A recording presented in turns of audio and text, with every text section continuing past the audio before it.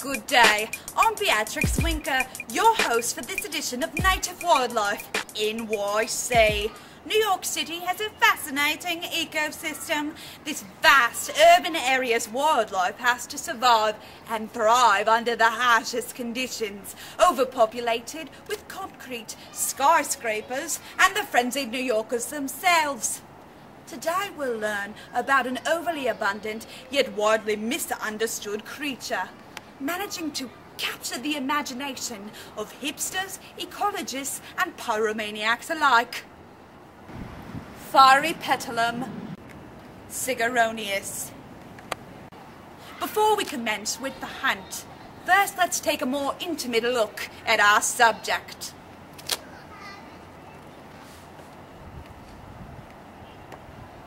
More commonly known as the smoking cigarette, this life form appears in many varieties right here in New York City.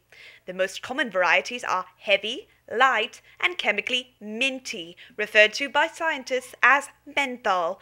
The smoking cigarettes tend to travel in packs. Usually they assemble in groups of 20, but occasionally we do find a rogue in the wild.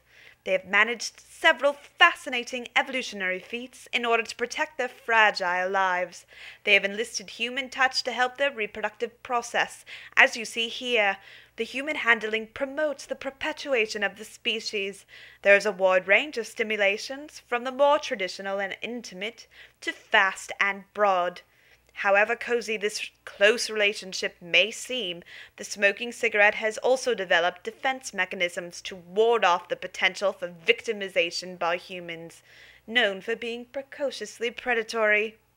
The smoking cigarettes have reconstituted their tobacco makeup and added chemicals poisoned to human and rats, including but not limited to acetone and carbon monoxide. This adaptation intoxicates its predators, creating a smooth and satisfying journey to a slow and painful death. Now that we're aware of the dangers, let's commence with the hunt. Now we're going to have to proceed with the rest under Night Watch vision. We are scavenging under the cloak of darkness so that we won't be spotted, but also so that we can see the smoking red embers at the end of a creature. Now myself and the cameraman Thule have been equipped with expertise and industrial strength for breeze. We're going to locate, observe, and then take back to the lab for further testing. This is the only no trap for the smoking cigarette. It's made of cardboard with this weatherproof cellophane. Now let's get going. Our preliminary searches have indicated that there's some smoking cigarettes in close proximity.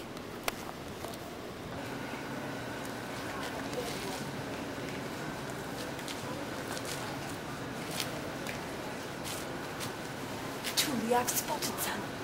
Quick, over here. The cigarettes look so beautiful in the wild. I've never seen any quite like this. I feel as if the poisons are trying to intoxicate me. I'm going to do something crazy and try to touch it. Now, they may look like sleeping puppies now, but they're actually one of the leading causes of death for human beings. I'm going to attempt to stroke it, and then trap it in this.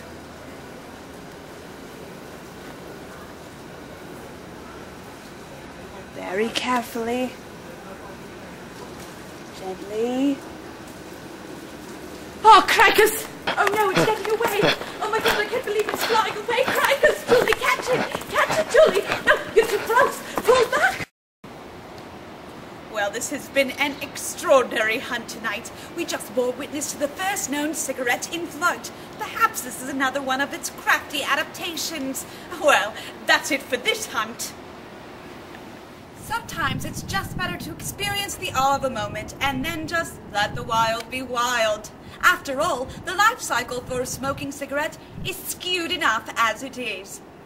For better understanding, first let's look at this simple, ordinary ecosystem. Each element of life uses byproducts as fuel in a continuous fashion, creating a nicely closed loop. The wolf eats the bunny, which eats the grass that absorbs the nutrients from the earth provided by the remains of the wolf. And they are all fed energy from the sun. However, the cigarette's life is an open cycle, as seen here.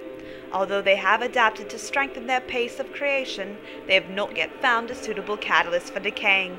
Their complex and hardy makeup renders them impossible to be a provider of nutrients. The byproducts have not yet attracted any natural biodegraders. And the result of this skewed life cycle? The streets are flooding with an uncountable number of half-burnt carcasses. These smoking cigarettes are mutilated and discarded. Eventually, the carcasses end up in chaotic graves here in the East River.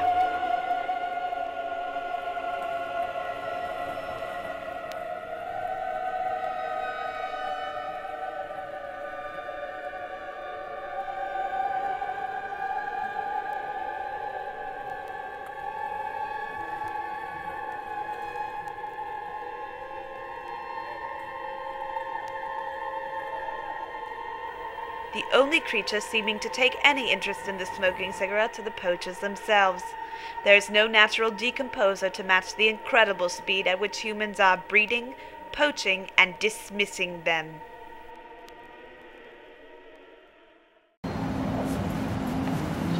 These life forms can survive on the roughest streets of New York City, but they are no match to the rapidity of human maiming. Please remember that the next time you find one in the wild. Well, it's been quite a journey of insights into the smoking cigarettes. And that's it for this edition of Native Wildlife NYC. Please join us for our next exploration of this urban jungle. I'm Beatrix Winker. Good day.